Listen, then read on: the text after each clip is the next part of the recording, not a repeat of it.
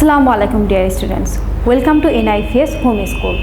Hope you all are fine by the grace of Almighty Allah. Here I am Kamrun, Assistant Teacher of English, National Ideal English Version School, Day Shift. My dear students, today I am going to take English first paper class for the students of class 9. And now today's topic is lesson 3 and 4 from Unit 4. So all of you take your English for today book and go to page 51. So we will start our class now. All of you take your book, it will be helpful for you. So lesson 3, and the name of this lesson is Our Food and Shelter. So our food and shelter. In section A, look at the pictures and answer these questions. Now look at these pictures. There are two pictures in your book in page number 51. You can have a look at your book. Now look, number 1, what do the people do in a tree or a boat? Now look at these pictures. So what do you think? What do the people do in a tree or a boat? Now look, they are living here. That means this is their house or this is their home. And number 2, why do they do so? So why do they do so? Because they don't maybe they don't have enough land to live, or they make a house in the tree to save themselves from the ferocious animals. Now we will go to section B. Discuss what will be our problems if our population becomes double the size it is now. So we will discuss it in our live class. Now we will go to section C. Read what the teacher Mrs. Chaudhary and her students are talking about. So we will read a passage or the story that Mrs. Chaudhary and her students are talking about. Let's see. The class comes up with different problems. One group leader says, the scarcity of food will be a serious problem in the years ahead. It is true that our agriculturists have developed new varieties of rice and its per acre production has definitely increased. So acre is a way of measuring land. That means 1 acre or per acre means 4046.86 square meter. But the rate of increase in food production cannot keep pace with the rate of population growth. This is because our land is fixed, i.e. means that is. This is a Latin word. It comes from a Latin word. This means that is.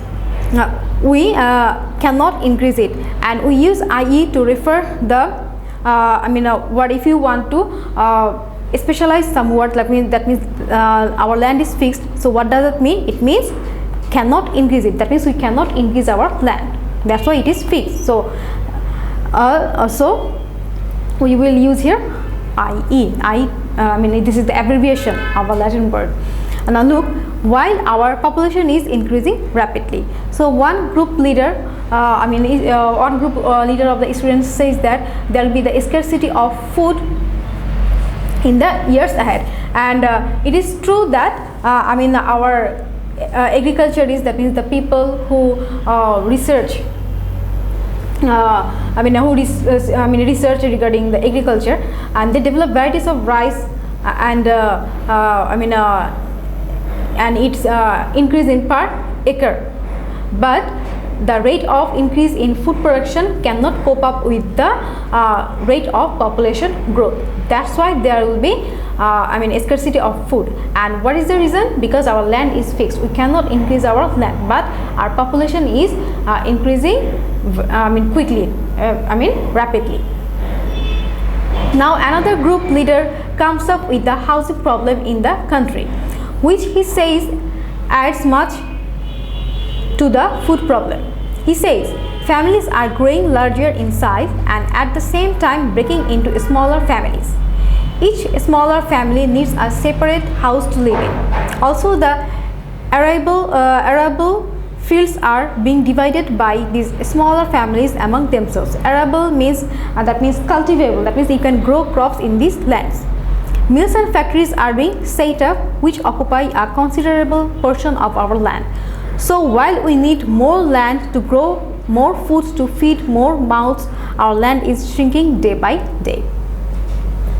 So now look, my dear students, so another group leader comes up with the housing problem, and he says that families are growing larger in size, but at the same time it is breaking into smaller families. So each family needs a house to live in. That's why they are using their cultivable lands to make their houses or to live in, and arable fields are being divided the smaller families. And we also set up many mills and factories, and it occupies the considerable portion of our land. So we need more food to feed our increasing population, but the land is shrinking day by day. Okay, we will go to next page, page number 52. No way, another student argues. Trees are being cut, hills are being cleared, and water bodies are being filled up, all to meet the needs of too many people. So another group leader or another student argues, continues to argue that trees are being cut down because of this overpopulation, and hills are being cleared to cultivate or to grow crops or to make roads like this, and water bodies are being filled up. That means, so we filled up the water bodies to make houses or to make mills and factories. So all to meet the needs of too many people. So we are we are cutting down trees, we are cleared the hills, we fill up the water bodies to meet the demand of the large population. Thank you, students. Mrs. Chaudhary says, you are quite right. Let me tell you about this village where I was born and brought up. Things were not like this in the past. I remember as a child, the village was so beautiful. The green paddy fields and yellow mustard fields seemed to be unending. They used to wave and dance in the breeze. There used to be a wood in the northern side of the village. There was a tall tamarind tree in the middle of the wood. Also, there was a big banyan tree which looked like a huge green umbrella with its aerial roots hanging down. I often used to go there with my friends. We would often have picnic there. While the boys would climb the tamarind tree and pick some tamarinds, I and my best friend Rima used to swing from the hanging roots. But now look, the wood is gone. The beauty of the crop fields is spoiled by the unplanned houses built here and there. Now Mrs. Chaudhary, that means their teacher, tell her experience. That means his childhood, her childhood was awesome. Her village was so beautiful because there was the green paddy fields and yellow mustard fields, and those fields are those fields seem to be unending, and they live in the northern side of the village, and there was a tall tamarind tree, one kind of sour fruit, tamarind tree, and there was a banyan tree also, and it looks like a green umbrella, and it has aerial roots hanging down. Aerial means which are hanging in the air, and they often used to go there with they often used to go there to make picnic, and the boys climb up the tamarind tree and pick up some tamarinds for their friends, and on that time Mrs. Chaudhary and her friend Rima used to sing from the hanging roots, that means hanging aerial roots. But now there was no tree, that means the banyan tree is gone now, and the beauty of the crop field is not anymore, because it was spoiled by the unplanned houses which are built here and there. Now we will go to number D. Take the best answer. Number 1. The rate of increase in food production cannot keep pace with the rate of population growth. The sentence means that the food production, option A, is as much as needed, option B is less than what is needed, option C is more than what is needed, option D is sufficient for the population. So what do you think? Which one will be the correct answer? Yes, number B will be the correct answer, is less than what is needed. That means the sentence means that the food production is less than what is needed. So we will go to our next multiple choice question answer. Number 2. How can our housing problem add to our food problem? Option A. After making houses, farmers do not have enough time to work in the field. Number B. After making houses, farmers do not have enough money to buy food. Number C. If you do not have a house, you cannot store your food. Number D. For making too many houses, people are using the cropland. So, dear students, which one is the correct answer? Yes, I know all of you know the answer. For making too many houses, people are using the cropland. So, this is the housing problem we can add to our food problem. Now, we will go to number 3. What makes our land shrink day by day, mentioned in line number 13. Now look in number 13, it is mentioned here our land is shrinking day by day, and we will find out what makes our land shrink day by day. Now option A, families are growing larger in size. Option B, houses and factories are being built on it. Now go to next page. For the next option, page number 53, option C, smaller families need smaller houses. Number D, land grabbers are occupying portions of our land. So, which one will be the correct answer? Yes, we know that it will be option B, houses and factories are being built on it. Now look, it is given here, mills and factories are being set up, and that's why our land is shrinking day by day.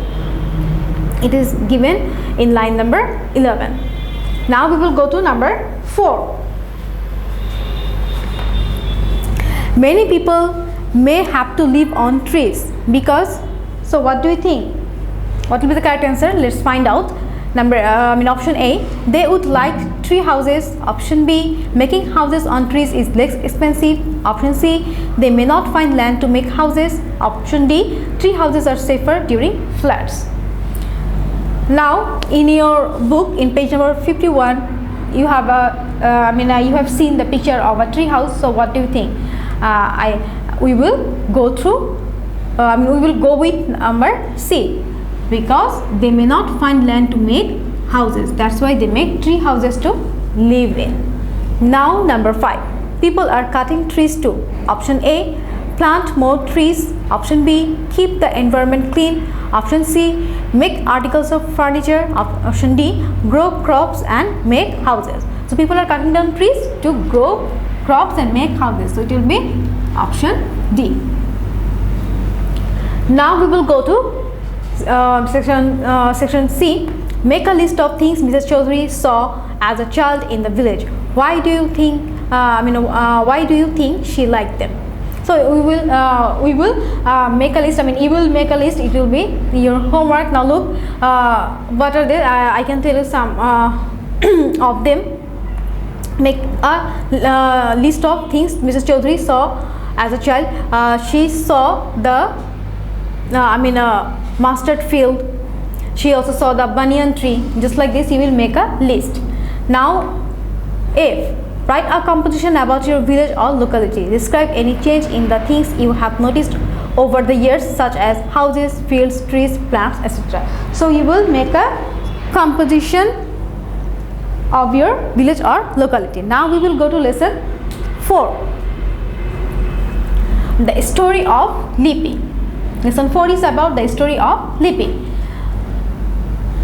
Section A. Discuss in groups and suggest how we can control the high growth rate of our population. Check whether your suggestions include any of the following.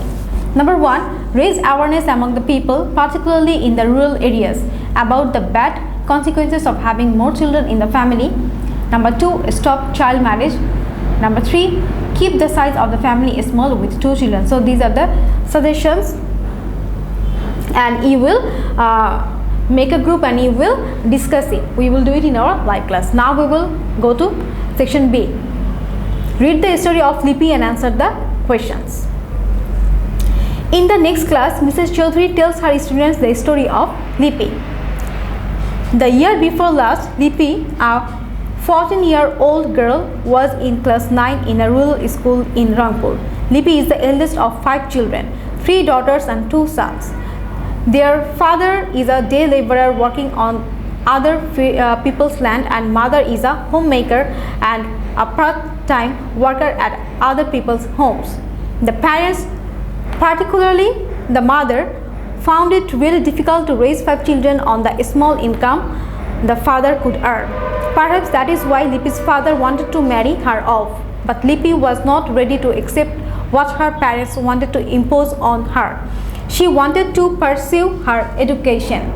Her mother stood by her, though secretly. When her father arranged her marriage with Taramia, the only son of a farmer in the same village, she became greatly upset. Taramia was a widower, illiterate but well-off. His father had a few acres of arable land and was influential in the village. The marriage seemed to be inevitable. So this is the story of Lippy. Lippy is a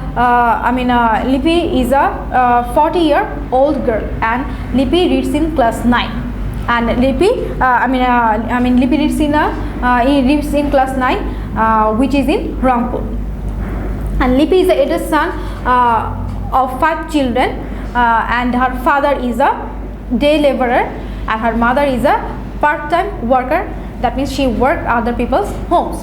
And her mother found it out that it was quite difficult for her to raise 5 children on a small income that her father could earn. So that's why Lippy's father decided to marry her off. But Lippy was not ready to accept that decision. That means Lippy didn't want to get married at this age, and she wanted to continue her education. And her mother stood by her secretly. But her father arranged her marriage with Taramia, and Taramia was the only son of a farmer who lived in the same village. And Lippy became very much upset about this because it seemed to be inevitable, because Taramia was very much rich and influential in this village, and but Taramia was a widower and illiterate, but he is very much rich. So the situation became complicated for Lippy. Lippy became upset because it seemed that she had to get married, but she didn't want to get married. She wanted to continue her study. Now there is the question number 1. Now look, discuss in groups and agree upon an answer to this question. What do you think Lippy should do and why? So this is the question. Okay, let's see, there is another passage. Lippy first talked with her classmates and then with the head teacher, who was very sympathetic to her. He called a meeting of the teachers and students of the school. He also invited the school managing committee members and some respectable persons of the village to attend the meeting. The head teacher explained in detail the serious consequences that would follow Lippy's marriage. She would be having children from very early age, 15 or 16. It would create constant health hazards to her. Her education would stop. On top of all, her marriage against her will might shatter her future dream. At one stage, Taramia's father stood up and tried to argue, "You are all making mistakes." Lippy would be very happy if she got married with Taramia. She would have everything: money, clothes, home, and status in society. Why are you trying to deprive her of this opportunity? But no, the big majority who attended the meeting supported the head teacher. Lippy's marriage was called off. She is now studying at Carmichael College, Rampur. So Lippy then discussed her matter with her classmates, and then she went to her head teacher, and her head teacher was a very kind person and very sympathetic to her. So head teacher called upon a meeting of the teachers and the students of the school, and he also invited the school managing committee and the members of the school managing committee and the respected persons of that village to attend the meeting. Then head teacher explained the consequences that could be happen after Lippy's marriage. So if she get married at the age of 14, it might be possible that she would be having children from very early age, that means 15 or 16. So it will create a great hazard for her health, that means it will be harmful for her health, and her education will stop, and most of all, her marriage against her will shatter her future dreams. So at one point, Tanamia's father wanted to protest it, but he could not manage it. Most of the people who were attending the meeting supported the head teacher. So Lippy's marriage was cancelled, that means called off. Now she is studying at Carmichael College, Rampur. Now we will go to question 2. Make predictions. 1 is done for you. Now look, if Lippy had married Taramia that time, so what would happen? Now option A, she would have become a mother of 1 or 2 children. So you will predict, and we can write here number B. Her health hazard would increase. There will be a constant health hazards, or all her dreams would be shattered, or she could have died at the time of the birth of her children. So this could, these are the possibilities. These are the predictions. So you can make another predictions. You will do it by yourself. And dear students, there is a homework for you. This is homework number 11. So you will do exercise number C. So in exercise number C, there is a fill in the blanks. There is a passage, and you must fill up those blanks with will or would. Using will or would, you will complete this passage. So page number 55, lesson 4, exercise C, page number 55. This is your homework from Unit 4, and it is related to lesson 4. So all of you will do your homework. It will be homework number 11. So dear students, that's all for today. Hope you all, I hope you have understood about today's topic. All of you will do your homework, and you will submit it on every Saturday from 9 AM to 3 PM in the school library. So dear students, all of you will listen to your parents, and we will see you again. So till now, stay safe, Allah Hafiz.